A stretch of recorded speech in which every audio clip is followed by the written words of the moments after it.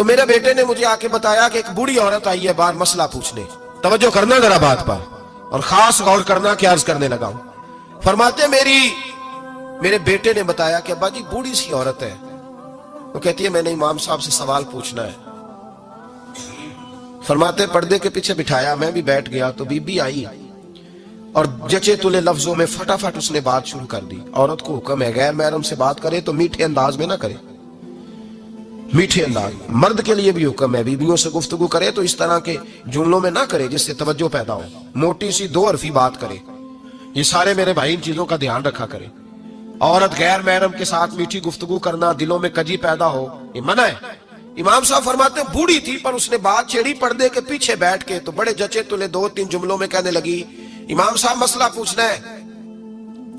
پھر میں پوچھو. کہتے میں بڑا تیار تھا اور میں اللہ نے بڑا علم سے انہیں نوازا تھا. کہتے میں پریشان کبھی نہیں ہوا تھا, لیکن یہ بی بی پریشان کر گئی.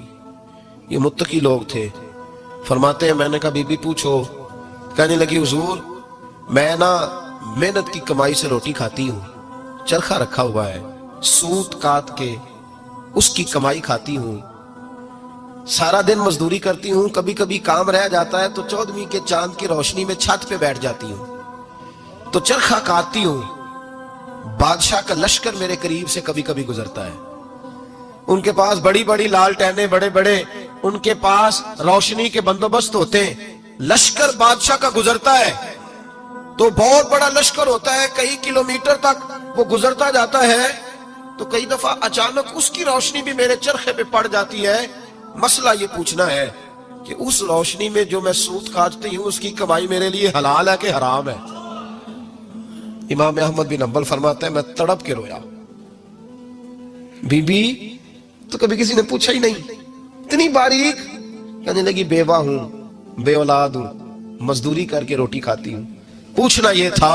او بھائیو یہ بھی تو یہی وقت گزار کے گئے ہیں نا, یہ بھی وہی قرآن پڑھتے تھے جو ہم پڑھتے, یہ بھی اسی رسول کا کلمہ پڑھتے تھے جن کا ہم پڑھتے, یہ بھی اسی دین کے ماننے والے تھے جس کے یہ لوگ ماننے والے. ہم کدھر نکل گئے؟ پرواہ ہی نہیں, حلال حرام کی تمیز ہی نہیں. لیکن اولیاء اللہ کی صفت. حضرت امام احمد بن حنبل فرماتے ہیں میں چکرا گیا اور میں نے اس سے پوچھا پہلے تو اپنا تعارف کرا, تو ہے کون, تو کون ہے؟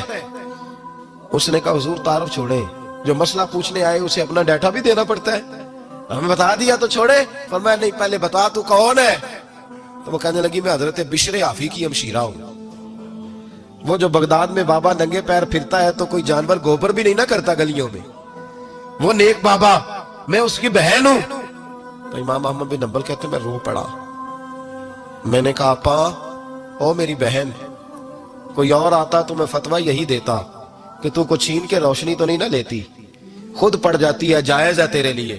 لیکن تو چونکہ بشر حافی کی ہمشیرہ ہے تو تیرے لیے جائز نہیں, تو نہ یہ کر, تیرے لیے تقوی والا فیصلہ ہے میرا, تقوی والا, تو نہ یہ کام کر. امام احمد بن حنبل فرماتے ہیں بی بی چلی گئی پر میں ساری رات روتا رہا. وَقَانُوا يَتَّقُونَ, یہ پرہیزگار لوگ تھے. او بھائی ولی کی کرامت یہ تھوڑی ہے کہ جب سے میں گیا ہوں پھونک مروائی ہے تو میری دکان بڑی چلی. یہ کوئی علامت ہے ولی ہونے کی؟ کس چکر میں پڑ گئے؟ اولیاء اللہ کی علامت یہ ہے کہ وہ تیرے اندر سرور ڈال دے رسول اللہ کی محبت کا. ولی اللہ کی علامت اقبال کہتے ہیں وہی ہے تیرے زمانے کا امام برحق جو تجھے حاضر و موجود سے بیزار کرے اور موت کی شکل میں دکھلا کے تجھے